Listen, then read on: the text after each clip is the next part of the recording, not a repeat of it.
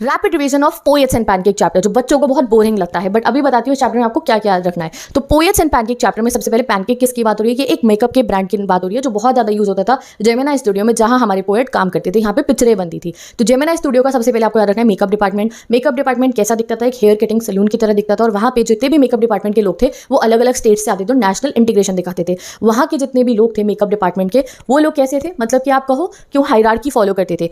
जो main makeup man होता था वो मेन एक्ट्रेस की करते थे, देन सेकंड लीड का सेकंड वाले करते थे, थर्ड का थर्ड वाले करते थे, और लास्ट में जो क्राउड का मेकअप होता था वो होता था हमारे ऑफिस बॉय का। Office boy second main character है हमारे चैप्टर का। ऑफिस बॉय हमेशा दुखड़े होता रहता था अपने, क्योंकि उसे लगता था कि वो एक बहुत बड़ा डायरेक्टर, राइटर या एक्टर बन सकता है, बट 40 ईयर का होने के बाद भी वो ये सब नहीं कर पाया था। तो वो परेशान होकर हमेशा हमारे राइटर के पास बैठ के अपनी लाइफ के स्ट्रगल बताता रहता था। ऑफिस बॉय का काम क्या होता था? सिर्फ और सिर्फ क्राउड के फेस पे फाउंडेशन को पेंट कर देने का। ठीक है, अब जो हमारे राइटर है उनका नाम है अशोका मित्रन, और उनका क्या काम होता था जेमिनी स्टूडियो में? वो बैठ के न्यूज़पेपर में से न्यूज़ निकाल के सिर्फ और सिर्फ एक फाइल में लगाते थे, और लोगों को लगता था वो कुछ ही नहीं करते हैं। सेम होता था ऑफिस बॉय के साथ, वो भी बैठ के उनको अपनी लाइफ के स्ट्रगल ही सुनाता रहता था। और उसको क्या लगता था ऑफिस बॉय को कि उसकी लाइफ बुरी किसकी वजह से है? हमारे नेक्स्ट मेन कैरेक्टर की वजह से, हमारे चैप्टर के, जो है कोठामंगलम शुभोधी, जो एक बहुत ही ग्रेट डायरेक्टर, बहुत ही ग्रेट अच्छे पोएट राइटर थे, और साथ ही के साथ पे एक अच्छे एक्टर भी थे। तो उसको लगता था कि भाई इन्हीं की वजह से मेरी लाइफ में सब कुछ बुरा हो रहा है, क्योंकि वो बॉस के बाद नंबर 2 पे आते थे और जो है वो उनसे जला करता था। कोठामंगलम शुभोधी कौन है? उन्होंने जो है बहुत अच्छा काम करा है फिल्म सोसाइटी के अंदर, और साथ ही के साथ में कोठामंगलम शुभोधी एक ऐसे इंसान भी थे।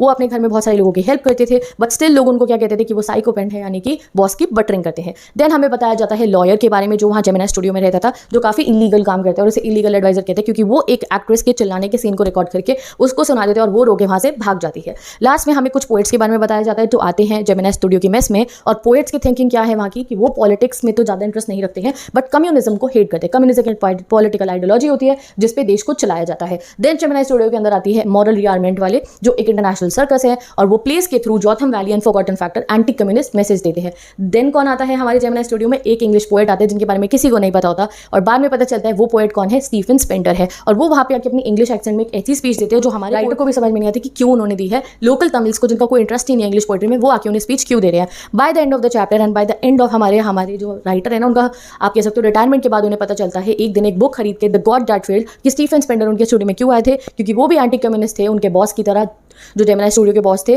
और वो भी अपनी स्पीच में एंटी कम्युनिस्ट मैसेज ही दे रहे थे। यही सिंपल सी स्टोरी है जो आपको याद रखनी है। शुभजी कौन है, एमआरए वाले कौन है, स्टीफन स्पेंडर क्यों आए थे, और ऑफिस बॉय क्यों रहता था, और मेकअप डिपार्टमेंट में क्या सीन चलता था। ये 4-5 पॉइंट याद रखे तो पोएट पैनकेक में और कुछ नहीं करना है।